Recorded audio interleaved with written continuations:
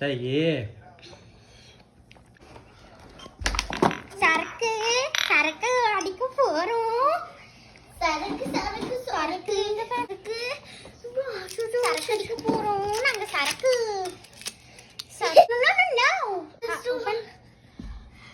Next it's my turn. அம்மா कुड़ी कुड़ी उसे जरा चेसा चाहिए சரக்கு ஆப்பிள் ஜூஸ் का है. एप्पल जूस चिल्लू से अप्रैल फूल यार सारा के सूरत देखी डब्बा சரக்கெல்லாம் ஹராம்.